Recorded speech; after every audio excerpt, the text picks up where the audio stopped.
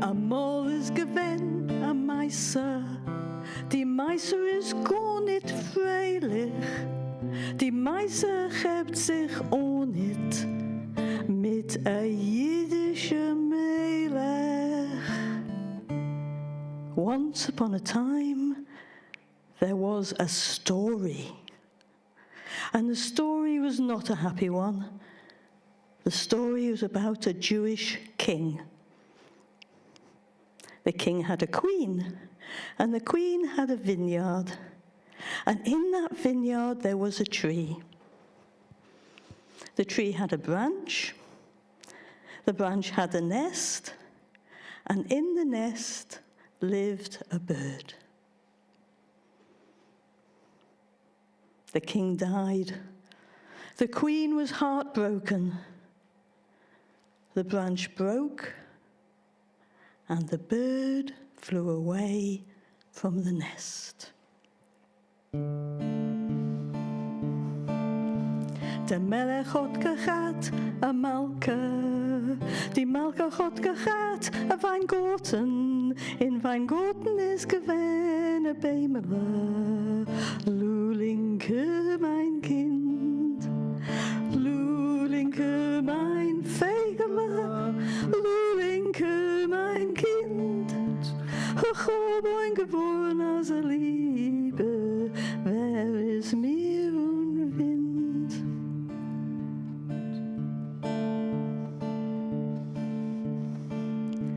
De Bämele hat gehabt a Zweigele, de Zweigele hat gehabt a Nestele, in Nestele gelebe Pfegele. Lulinke, mein Kind, Lulinke, mein Fegele, Lulinke, mein Kind, ich hab ein geboren als a Liebe, wer ist mir und Wind? Der Melech ist aufgestorben, die Malke ist gewohnt verdorben, die Zweigele ist aufgebrochen, der Vögel von Nest entlaufen.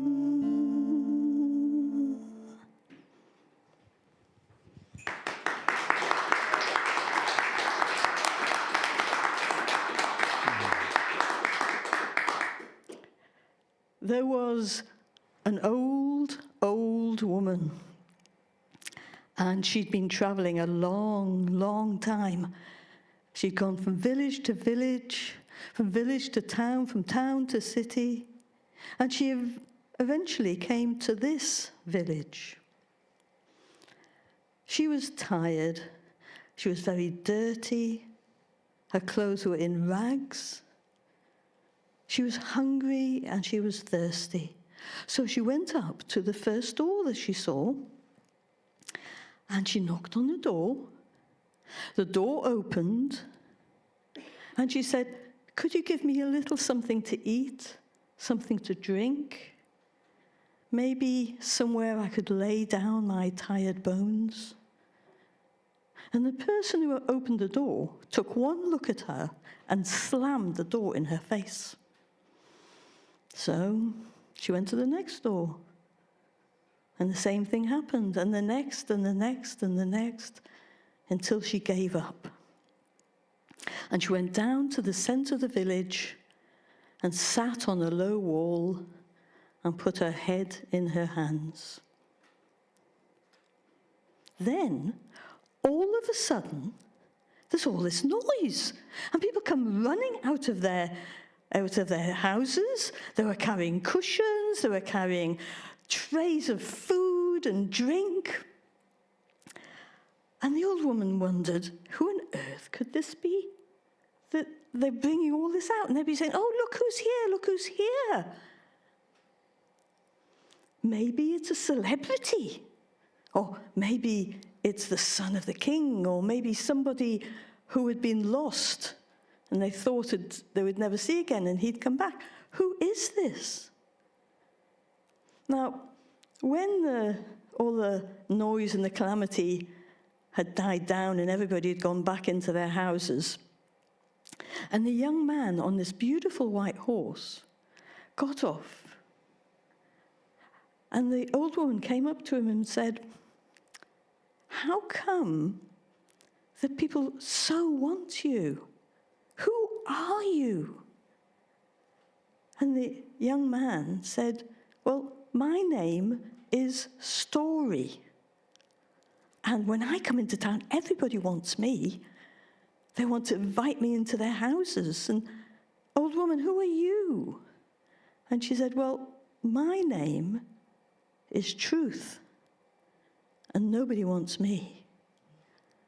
So the young man said, "I tell you what, old woman, you come underneath my cloak, and the next time I get invited into a house, wherever there's story, there will be truth." Thank you.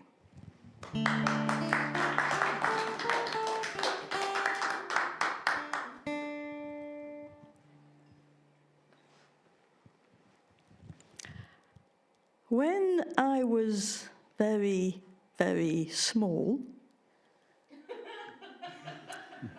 thank you, Rachel, even smaller than I am now, when I was a child, I dreamt a lot. I had many dreams. And although I can't remember exactly the story of those dreams, they all had something in common. There was always barking dogs. There was always trees, woods, forests, and there were always shadows. Now, many years later, many years later, I was coming up 50. I had been single for a long, long time. I had a good life, but it's not exactly what I wanted, but that's the way it was. So I was very surprised to find myself sitting opposite someone on a date. Now, at the time, my fantasy of a date was like somebody was like a very sharp dresser, good haircut, witty, a bit funny. And sitting opposite me was my mother's fantasy of a date for me. He was a Jewish doctor, a lot older than me. And as for looks, he was bald. And as for color, he wore the sort of colors that like sucked color, if you know what I mean. You know, like mud, like beige. But there was something about his eyes. Beautiful eyes, very wise, very compassionate, and listening eyes. So this was our first date, so I said, let's get to know each other. What about telling our life stories for, say, the first 18 years? And he said, okay, you go first. Oh, all right. So I started with, I was born in 1952, first generation after the war, into a Jewish family. My mother was a dressmaker and worked days, and my father was a telephone operator and worked nights. And somehow they had 3 children. So we lived in Newcastle upon Tyne in a little Jewish community. We had tragedy came into our house when I was 3.5, and my older sister was killed in a road accident, and my younger sister was born quite soon later. And then I went to school, I played a lot of music, I did this, I did that, and in 18 I left to go to university. So I said, okay, Len, because there he is there in the front row. I said, Len, your turn. So he started with this sentence. I was born in Krakow in Poland in 1937. Now, nothing changed on my face. I didn't say anything, but inside I went, oh my goodness, what a time and place for a little Jewish boy to choose to be born. And of course, as many stories came out from that. And these stories went from Poland to the Ukraine, to Siberia, then to Tajikistan, Uzbekistan, and then back to Poland, then to Czechoslovakia, and then back to Poland, and then to Israel, and then to Ethiopia, and then to Kenya, and he is 15 years old. So many, many, many stories. I'm still hearing stories. Now, amongst all these stories, this name came up, and you heard it in the introduction, Basha. Now, Basha was Len's mother's best friend before the war. They ran a dance school together, and I said, is she still alive? Yeah, she's still alive. She still lives in Krakow. So that's how I found myself and Len in 2001 on a train going from Warsaw to Poland. I wanted to meet this woman. I'd heard how she had been a partisan. She had got Jews out of the ghetto, and she had hidden his cousin all the way through the war. So of course I want to meet her. So there we were on the train, both quite surprised to be in Poland. For Len, he left in 1949, never thought he'd ever go back, never wanted to ever go back there. And for me, I was this first generation in the Jewish generation after the war, and I was told, who needs it? Poland, blood-soaked, anti-Semitic, who would want to go there? But there we were. And I remember looking out the window, and I'm sure I could hear barking dogs. And there were trees, and woods, and forests, and there were shadows. I looked up suddenly when the guard came down the corridor wanting to see tickets and papers.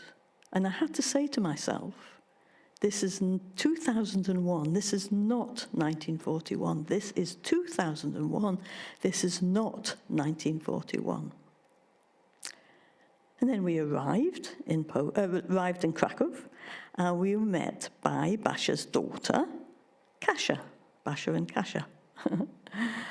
And I can remember going for the first time to the apartment, and big wooden doors that opened. We took our suitcases and we went up these stone steps, level after level after level. There was a lift, but it never worked. And we got to the top, and we stood in front of this big wooden door with many, many locks. The door opened, Kasia opened the door, and this was my first view of a very elegant Polish apartment. It's a big wooden table in the middle with a lace tablecloth, and the best foods and the best china and all the best cutlery were there, and all the family were sat around this table. And in the middle was a little grey-haired old lady with the brightest blue eyes you ever did see. And of course, this is Basha. And she got up and she tottered over to us. And she lifted her hand up to Len's cheek and said, "Oh, little Leonard, Narchik, Narchik." She hadn't seen her best friend's little boy since he was 2. And then, of course, all the stories come pouring out. And they're all in Polish. Now, Len speaks fluent Polish. I have got very little Polish. But every few minutes he'd say, just a minute, I'll translate for Ruth, so I got to hear these stories. And as I sat there listening to all this Polish, these stories catching up with each other after all these years, I looked around this apartment and the beautiful artworks on the walls, leather-bound books of Tolstoy, Shakespeare, there's china and ornaments. And there, in between two panes of glass, was a photograph of a stunning young woman, a bit like Katharine Hepburn. And I looked from the photograph over to Basha, back to the photograph, and of course it was her. And since then, we have been many, many times. We're sort of part of this family, this Catholic family, who did something different to what most people did. And now when I go, I like Poland very much. I like Krakow very much, recommend it. And yeah, dogs do bark. And there are trees and woods.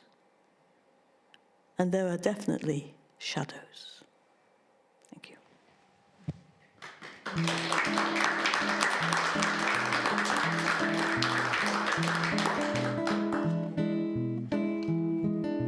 Dunkin' Bagel. Dunkin' Bagel. Dunkin' Bagel. Dunkin' Bagel. Dunkin' Bagel. Dunkin' Bagels. Splash. In the coffee. Matzo balls. A matzo balls a rooney. Filter fish. Gefilte Fische fruity. Pickled herring. Pickled herald fruity. Loxaroonie. What a rooney. Dunkin' Bagels. Dunkin' Bagel. Dunkin' Bagels. Dunkin' Bagel. Dunkin' Bagel. Dunkin' Bagels. Splash. In the coffee.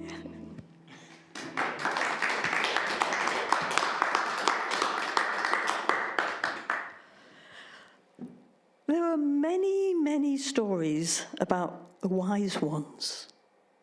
Wise kings and wise queens, wise animals, wise girls, wise boys. And there are lots of stories about the fools. And in eastern Poland, there was a town called Chelm, a Jewish town where the wisest of the fools lived. And there are many, many stories about Chelm, such as the two Chelmites who were going for a walk, and one of them had an umbrella. And it started to rain, so his friend said, "Why don't you put your umbrella up?" And he said, "Well, there's no point. It's full of holes. So why did you bring it?" And he said, "Well, I wasn't expecting it to rain."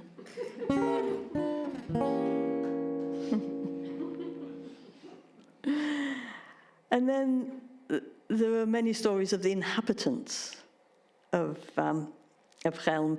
And there's a story about Yankel. Now, Yankel had the job of knocking on everybody's shutters in the morning, very early, who's first up, so they would be get up in time for the morning service in the synagogue.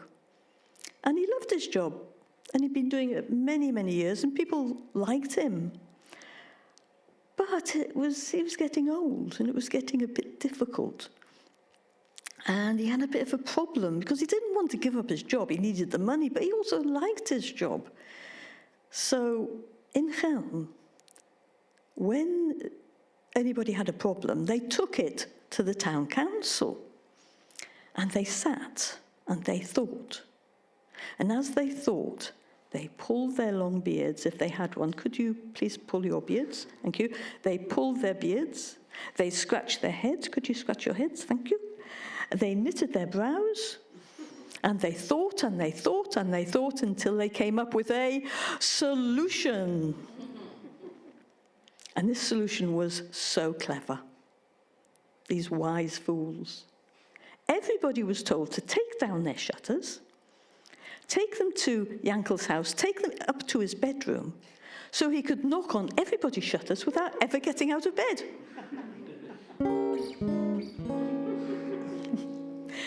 And another story about Yankel.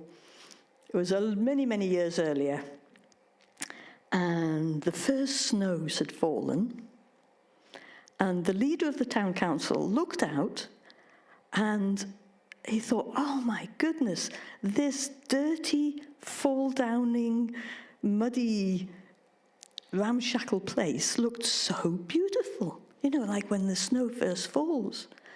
And he thought, isn't it a shame that nobody will get to see it as beautiful as this, because Yankel will get up in the morning and he'll tramp around the whole of the place and spoil it. So he had a problem. And we know what they do in Chelm when they have a problem. So they called the town council and they all sat and they pull their long beards. Yeah, everybody pulling their, thank you. They scratched their heads. They knitted their brows, and they thought, and they thought, and they thought until they came up with a solution. And this was so good.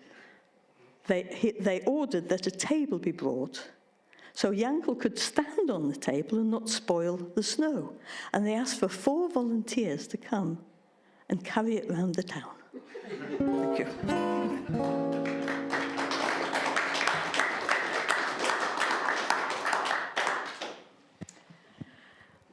So, back to me and Len. A few years after that date, we got married.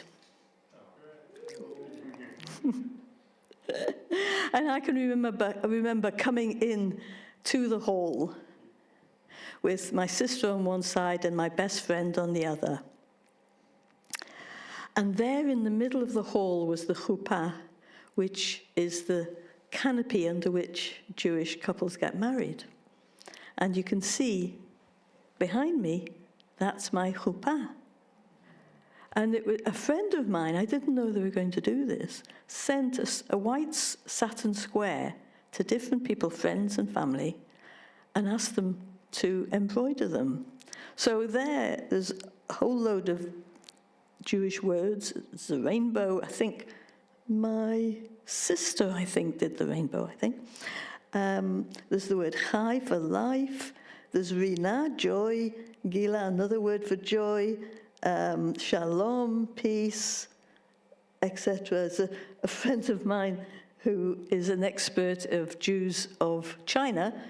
There's a good luck in Chinese there. So this was in the middle, beautiful. And in the middle, underneath the chuppah, was Len with his 2 friends. And I walked up to join him underneath the chuppah, and I walked 3 times around him. He walked 3 times around me, and together we walked round the chuppah together. And then there were some blessings, and the signing of the contract, and the promise to each other. And then that bit you might have seen in films where they take a glass, wrap it in a napkin, stick it on the floor, and stamp on it, and everybody shouts, Mazel Tov. Shall we try that? Mazel Tov. Yay. And that's when the party starts. The music, the dancing. The job of the guests at a Jewish wedding is to treat the people getting married as if they were royalty. To be entertained, to make them laugh, to be joyful, play games, play jokes, and it went on and on and on into the night. And then we went on honeymoon. Now, can anybody guess where we went on honeymoon? Chelm? Yay! We went to Basha. Basha couldn't come to our wedding, and we took the wedding to her.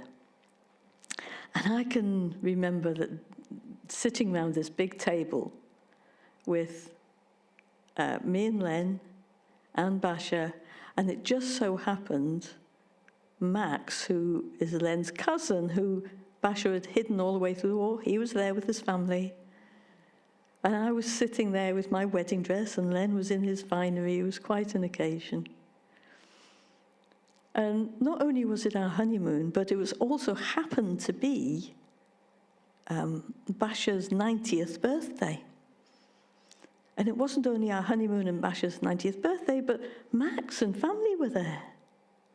And not only was it our honeymoon and Basher's 90th birthday, and Max and family were there, but it was the week of the Jewish Cultural Festival, a week that's been going for many, many, many years, that celebrates Jewish culture, European Jewish culture.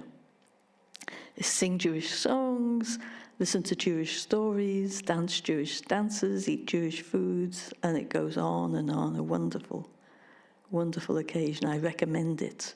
I think it's the last week of June every year. And I can remember having been to a dance workshop, dancing, klezmer dancers, and coming back down Florienska Street, which is the most beautiful street in Krakow. Krakow is a beautiful city, and the most beautiful street in the most beautiful city. And I took Len's hand, and we started skipping. And we skipped, and we skipped, and we skipped, and we skipped down Florienska Street, all the way to the apartment, ignoring all the looks that we were getting on the way. Got back to the apartment, and we were together again. And of course, stories get told. Many, many stories. One story was during the German occupation, the Nazi occupation, Basher was walking down the street, and as I told you, she's very elegant, very beautiful, small but beautiful, wearing a tailored woolen coat with black velvet collar, black velvet cuffs, beautifully done up with a hat and her gloves, and she turns a corner and she sees some Nazi stormtroopers humiliating a Jew. He was kneeling, making them kneel down on the street and scrub the streets or something stupid. And she didn't think twice. She went straight up to them and looked up and said, "You do not do that to another human being." And they looked down at her and they laughed and walked away. She could have easily been shot. So these are the sort of stories that were getting told.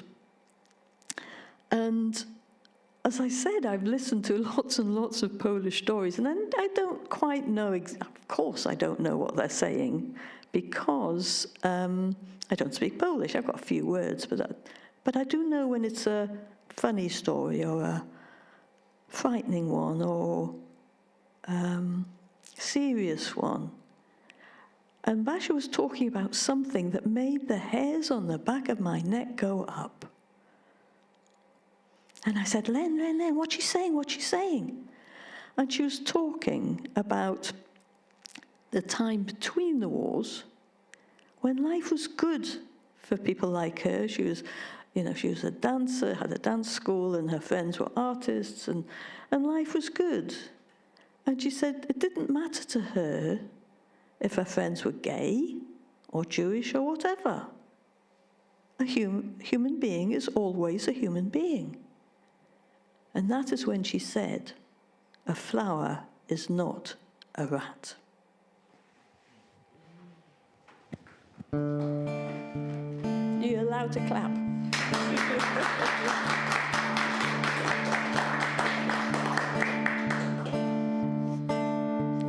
Die ganze Welt ist mir nicht wie ein Meißele. Die ganze Welt ist mir nicht wie ein Spiel. Die ganze Welt ist mir nicht wie ein Meißele. Die ganze Welt ist mir nicht wie ein Spiel. Ein Ballade, fin zerrissene Schick. Ein Ballade, wo's endlich sag nicht. Ein Ballade, fin hinger nooit. Ein Ballade, fin a Stickel Bräut. Die nicht wie ein Meißel. The whole world is nothing but a Ganze Welt ist mehr story. nicht wie ein Spiel. The whole world is nothing but a Ganze Welt ist game. mehr nicht wie ein Meißel. A story. Die ganze Welt ist A mehr nicht wie game. ein Spiel. Ein Ballade. A song Finsteris Energie. about broken shoes. Ein Ballade. A song Wo's endlich sich that never nicht. ends. Ein Ballade. Fin A Hinger story, a song Ein about hunger and need, and a song about a little piece of bread.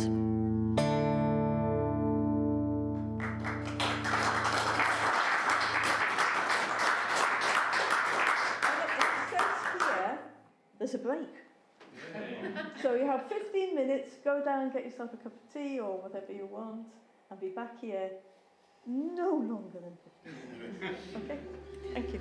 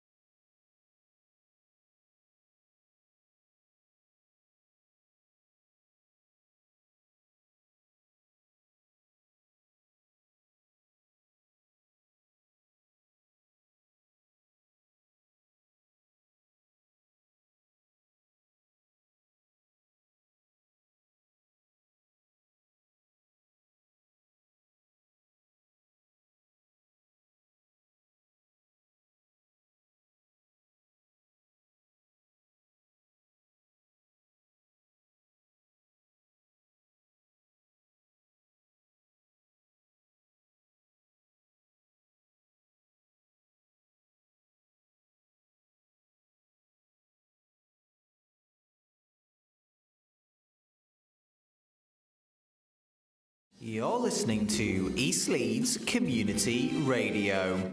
So that's a nice thing, isn't it?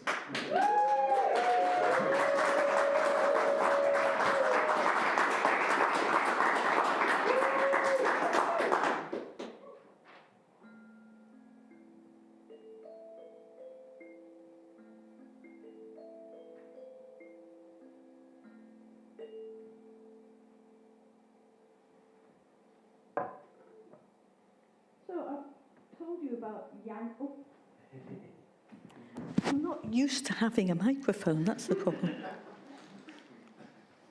I've told you about Chelm, haven't I?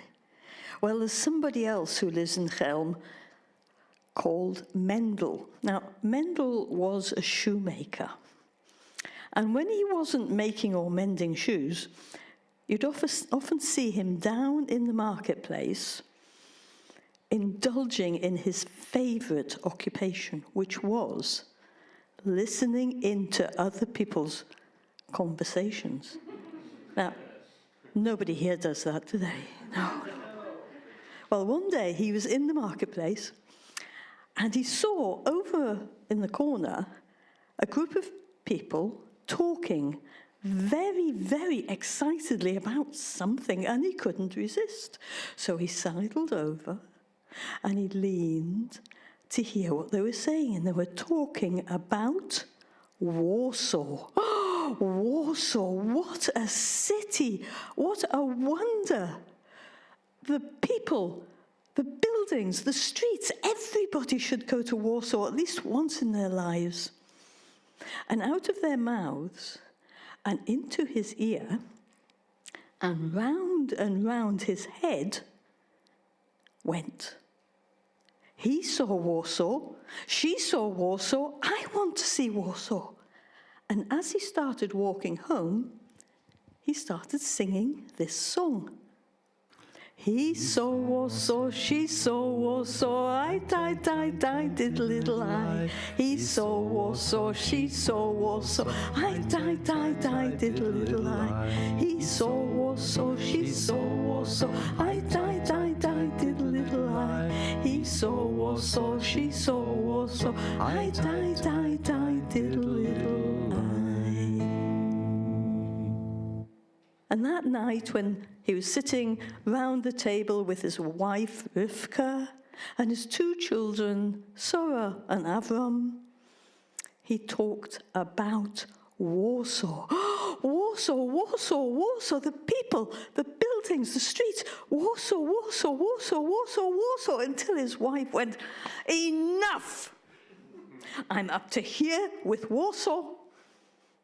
Tomorrow morning, you go to Warsaw, get it out of your system, and let's not hear anything more. Well, Mendel is very excited, and he gets up very early in the morning, and he picks up his bag that's got the food and the drink and everything he needs, and he starts walking to Warsaw. He saw Warsaw, she saw Warsaw, I did little I.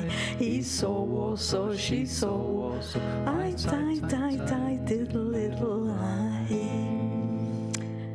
And he walked and he walked and he walked until the sun was high overhead.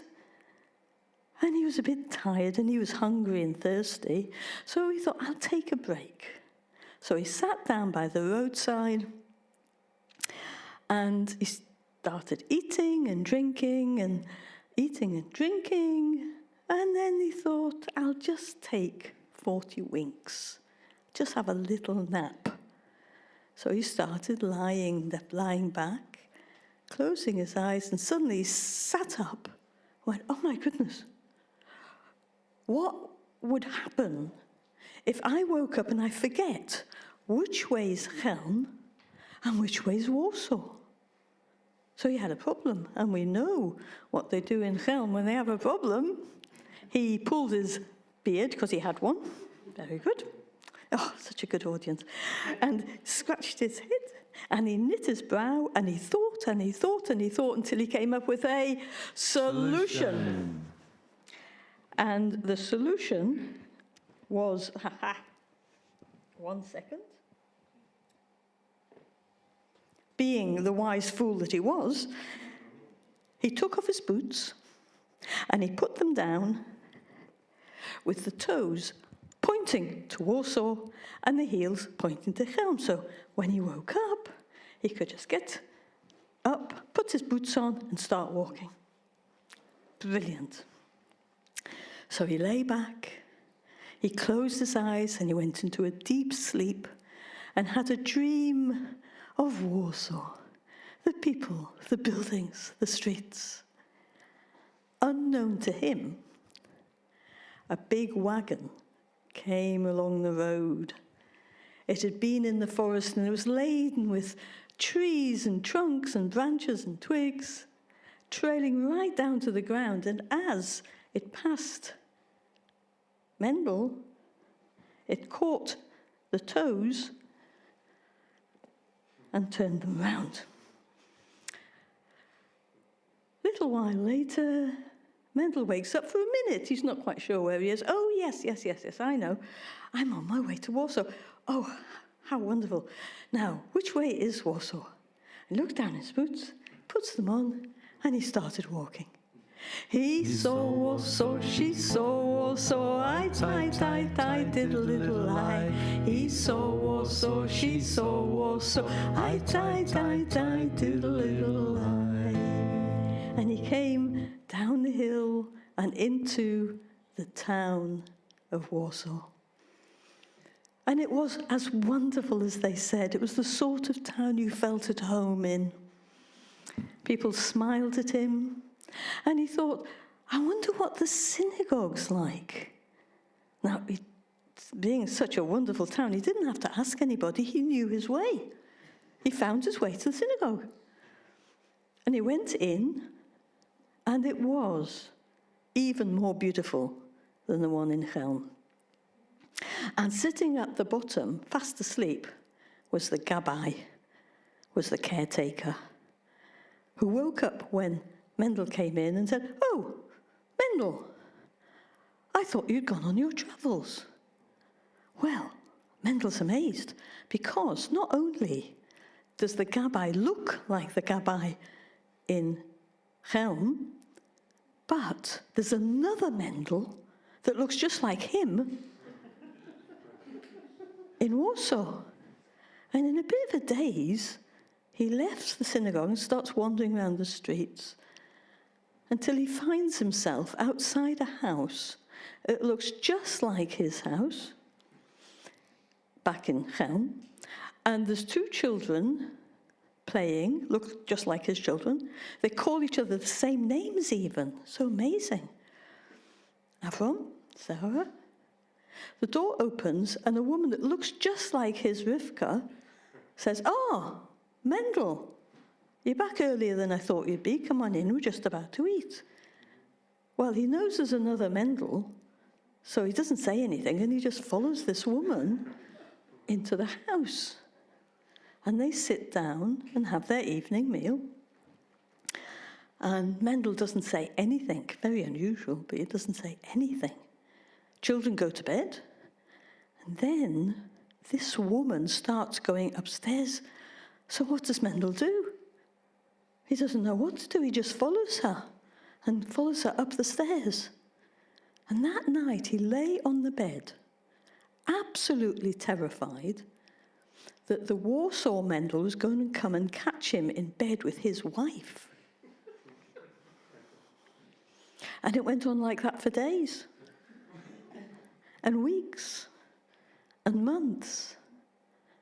And as far as I know, he's still there, absolutely terrified and homesick.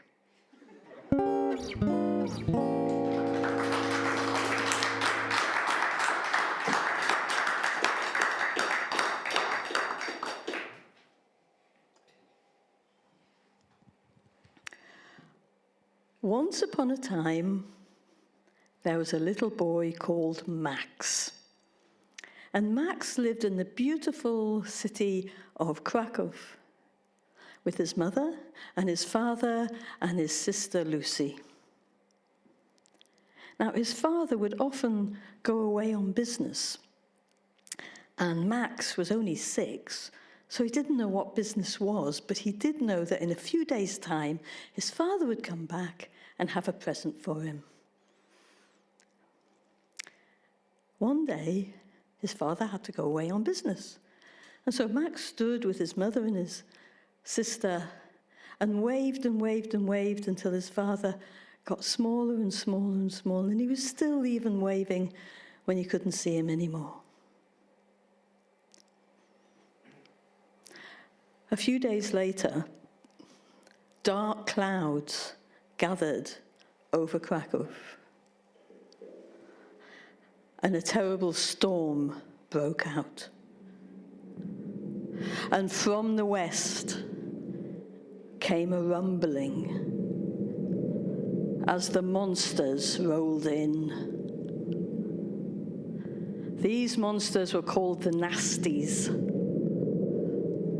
and they had stones for eyes. If one of these monsters, one of these Nasties, turned to look at a synagogue, it would burst into flames.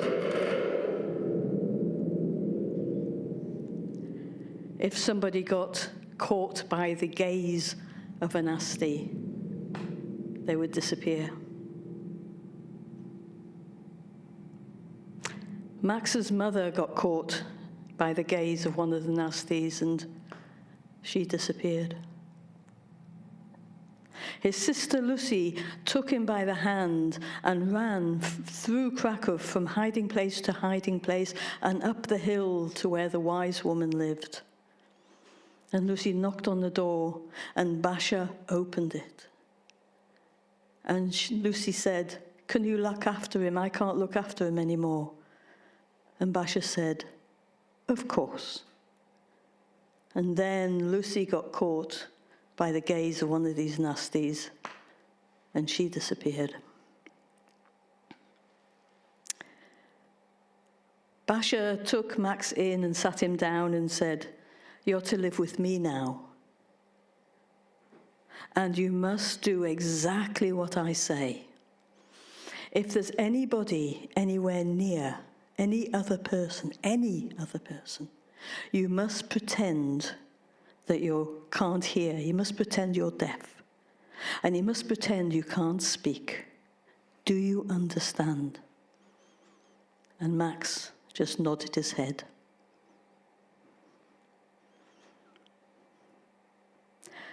Six years later, Basha took Max to her again and said, "It's time for you to be with your father again."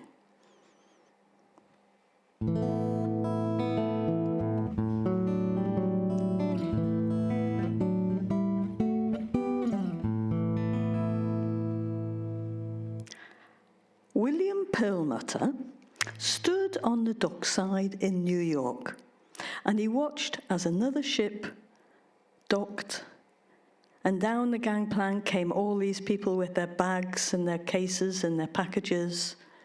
Some were met by people they never thought they'd ever see again. Some just stood in a daze. And then William heard his name being called, "William Perlmutter, William Perlmutter." And a woman from the Red Cross came holding the hand of a 12-year-old boy. I said, "William Perlmutter, this is your son, Max." Now, the one thing that William had learned during the war was you never trust anybody. People tell lies, papers can be forged, but he was a good man, so he took this boy back to his apartment. A few months later, it's springtime, and the two of them were walking in Central Park. And Max never said much, but suddenly he said, in Polish, he said, "This smells like planty." And planty is the green belt that goes around the beautiful walled city of Krakow, that's full of linden trees, and in the spring have this beautiful smell. And William just looked at the boy and wondered. Some weeks later, William was sitting in the kitchen having a coffee at the end of a hard day's work, and suddenly he heard from Max's room a song. Jen dobry panie blodek, że tu schneidu judyszewa chodek, sukam tu I sukam tam, a potkach perno mam. This was a very rude song that was sung by William's brother back in Poland during family occasions, and it said, "Hello, Mr. Blodek, have you got a toilet?" Now it was a coarse word for toilet, like a bog. Have you got a bog round here? I've looked here, I've looked there, and now my trousers are full. Well, William jumped up and ran into Max's room, took him by the shoulders and shook him, said, "Where did you get that song?" And Max just hung his head. Sometime later, a few months later than this, William went into Max's bedroom at bedtime to say goodnight, and Max said, "Could you tell me a story?" Now, he's 12, but he still wanted stories, and William sighed, sat on the bed, reached over to the bookcase and pulled out a book of Hans Christian Andersen, Fairy Tales in Polish. And he opened it at the Snow Queen, and he started reading. Now, at the beginning of the story, the trolls, the evil trolls, are so happy, they're cackling and laughing, because the king of the trolls, the devil himself, had made an invention of this mirror. And it made this mirror that whenever you looked at the world in it, anything that's beautiful is ugly. Anything that's kind is nasty. And they loved it. And the trolls threw it from one to another as they thought of all the mischief that they could be doing. And then one of them slips and the mirror crashes down to earth and smashes into a zillion shards of mirror. And the story goes on, and we meet Kai and Gerda, two firm friends. They'd been friends since they were born. They lived on opposite sides of the street, and they played together and they loved each other. And then one day in winter, when it was snowing, and they were playing, and Kai looked up, and what he thought was a snowflake, but was actually a shard of this mirror, fell into his eye. And he went to Gerda and he nipped her, made her cry. And then he was horrible and he was nasty, and Gerda doesn't know what's going on. And then into the middle of the town on a sledge pulled by the most beautiful white horse that's got bells tingling all over the reins and the harnesses. And sitting in the sledge is the Snow Queen herself. She had a white fur coat. She had jewels. She shined, she glimmered. And Kai, fascinated by this, started running after the sledge. And the Snow Queen kidnapped him, got him to come into the sledge, and went off to the far north with him. And Gerda saw this and ran after the sledge, but she couldn't keep up. And this begins a long journey. There are many stories within this story that she has to face monsters, she has to cross rivers, the wicked witches, animals, all sorts of different challenges, and she never gave up until she reached the ice palace itself. And she went in, and there was a long table made out of ice. And at the far end was Kai, and he was sitting with blocks of ice with letters on them. And he was trying to solve a puzzle. He looked up and looked at Gerda, but then just looked down and got on with his puzzle. And Gerda went up to him and said, "Kai, it's me." And he just carried on with the puzzle. And then Gerda took these blocks and made the word eternity. Then Kai looked up, and it was as if he'd seen Gerda for the first time. And one tear rolled down his cheek, and out came the slither of the troll's mirror. "I want to go home," he said. And Gerda took his hand, and off they went.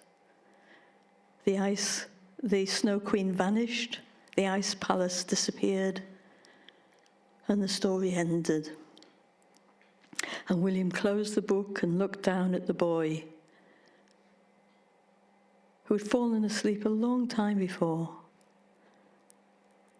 And one tear rolled down William's face, and he said, "Sleep well, my son."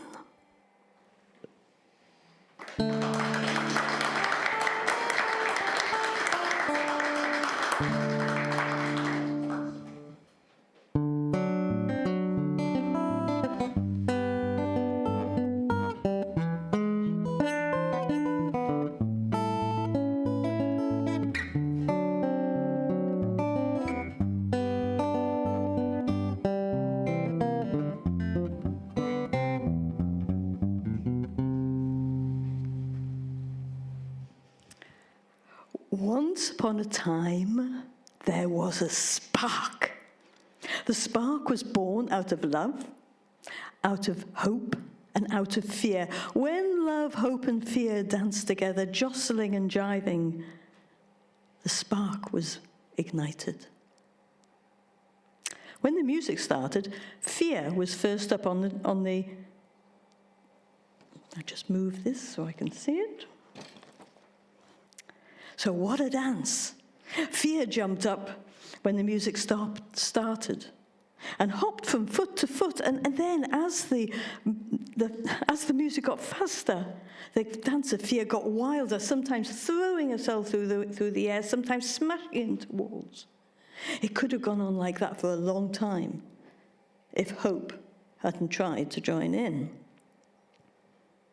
As soon as fear saw someone else, realized she'd been witnessed, she froze. She froze with the same intensity that she had danced. Pretending not to notice, hope tried ignoring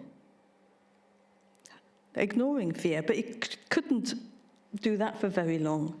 Hope tried everything. She tried cajoling fear gently, enticing her with eyes, with arms. She tried ignoring fear's petrifaction, but couldn't keep that up for very long. She got angry, shouting and swearing and shaking fear to get some sort of reaction. It was getting nasty when love stepped onto the dance floor. She simply stood in front of fear and swayed gently. Her heart opened, and her gaze connected her heart with fear's. Fear looked sideways at love and then looked away, but that one glance was enough. Fear then looked at hope, and a slight smile glanced upon her lips. The three started a gentle dance, and each took turns in leading. Fear led the hippie hippie shake. For goodness sake, ba-da-da-da-da-dum, do the hippie hippie shake. Hope led the circle dance. Da-dum, ba-da-da-da-da-da-dum, ba-dee-dee-dee-dee-dee. And love. Love introduced the idea of contact improvisation. And it was during the contact with love, hope, and fear interconnected, interdependent, and interlocking that the spark was ignited. And the spark, waved by the winds of change, this spark turned into a flame, and then into a fire, and then into a conflagration, until the whole world was on fire. Fireworks. Thank you.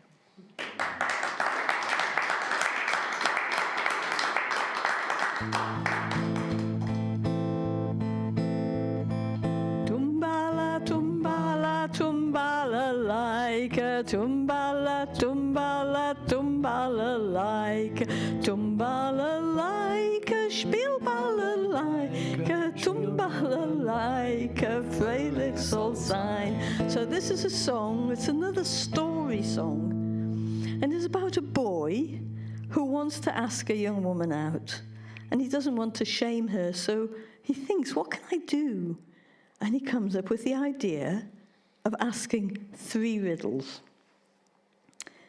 He says the first riddle is, what can grow without rain? What can burn and never stop? And what can cry without tears? And this young woman says, and these are my 2 favorite words in Yiddish in this song, which is Narrische Boche, a stupid boy, Narrische Boche. It says, stupid boy, what are you asking? Understanding can grow without rain, love can burn and not stop, and a heart can cry without tears. And it's got this lovely chorus, and sing it, you can go la la la, die die die, say the words, whatever. Just let's all do this together. Tumbala, tumbala, tumbala like a tumbala, tumbala, tumbala like a tumbala like a spielballa like a spielballa like a freilich soll sein. Steht a Boche, steht und tracht, tracht und tracht a ganze Nacht, wemmen zu nehmen und nicht verschämen, wemmen zu nehmen und nicht verschämen. Tumbala, tumbala, tumbala like a tumbala, tumbala, tumbala like a tumbala like a spielballa like a spielballa like a freilich soll sein. So yeah, he comes up with the 3 riddles. Mädel, Mädel, ich will bei die fragen, was kann wachsen, wachsen an Regen, was kann brennen und nicht aufhören, was kann bänken, wenden und trören. Tumbala, tumbala, tumbala like a tumbala, tumbala, tumbala like a tumbala like a spielballa like a tumbala like a freilich soll sein. And here's her answer. Narrische Boche, wat darfst du fragen? Verstehen kann wachsen, wachsen an Regen. Liebe kann brennen und nicht aufhören. A Hart kann bänken, weinen und trauern. Kumbala, tumbala, tumbala like. Tumbala, tumbala, tumbala like. Tumbala like. Spielballa like. Spielballa like. Freilich soll sein again. Tumbala, tumbala, tumbala like. Tumbala, tumbala, tumbala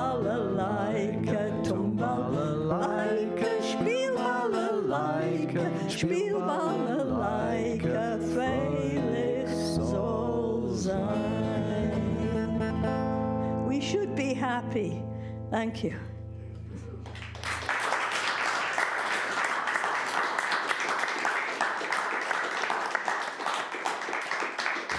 So that's all, folks.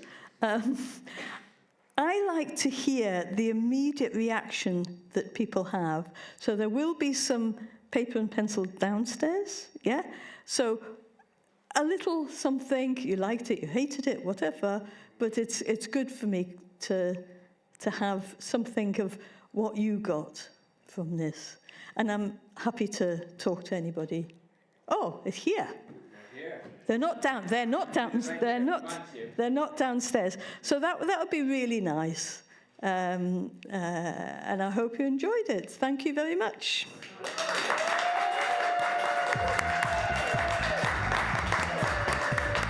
Whether you're relaxing at the Seacroft Community Garden, training at the Dennis Healy Centre, hanging out at Kentmere, or